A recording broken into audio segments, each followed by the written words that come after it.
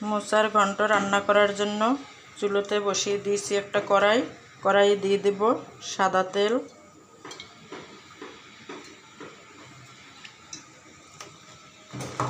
তেলটা গরম হওয়ার অপেক্ষায়। তেলটা গরম হয়ে গেছে। এখন কিছু নারকেল কুচা করে রেখেছিলাম সেটা ভেজে নেব। দিয়ে দেব শুকনো লঙ্কা ফোড়ন,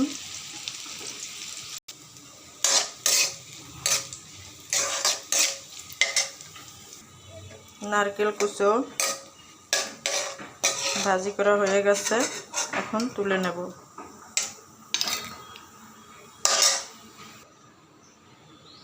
এখন দিয়ে দেব গোটা জিরে ফোড়ন, সাদা জিরে। আলুগুলো কেটে রেখেছিলাম ভেজে নেব।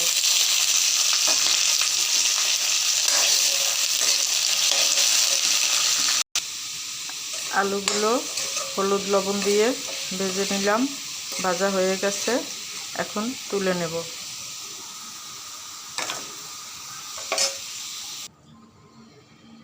দিয়ে দেব এলাচ আর দারচিনি ফোড়ন, দিয়ে দেব তেজপাতা। এখন মশলাগুলো দিয়ে দিলাম। মশলাগুলো দিয়ে একটু নেড়ে করে দেব।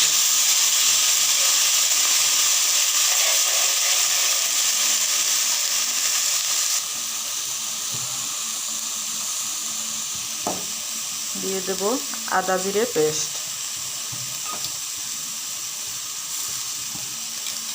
দিয়ে দেব কাঁচা লঙ্কা চেরা, দিয়ে দেব স্বাদ মতো লবণ, দিয়ে দেব 1 চামচ হলুদ গুঁড়ো।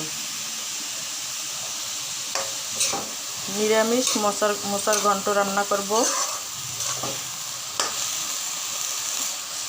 এই জন্য আমি চিংড়ি মাছ দিলাম না, তোমরা চিংড়ি মাছ দিয়ে খেতে পারো।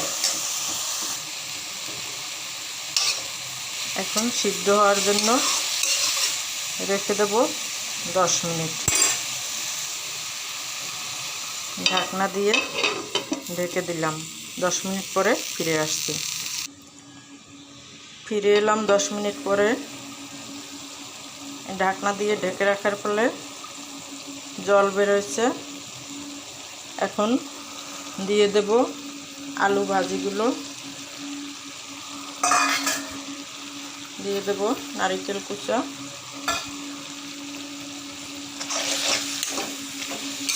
এখন একটু নেড়ে চেড়ে আবার 5 মিনিটের মতো রান্না করে নেব।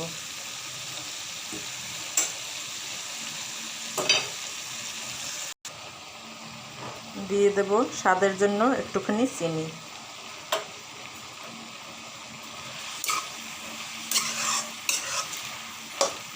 পাঁচ মিনিট রান্না করে নেব। দিয়ে দেব একটুখানি গরম মশলার গুঁড়ো, দিয়ে দেব 1 চামচের মতো ঘি।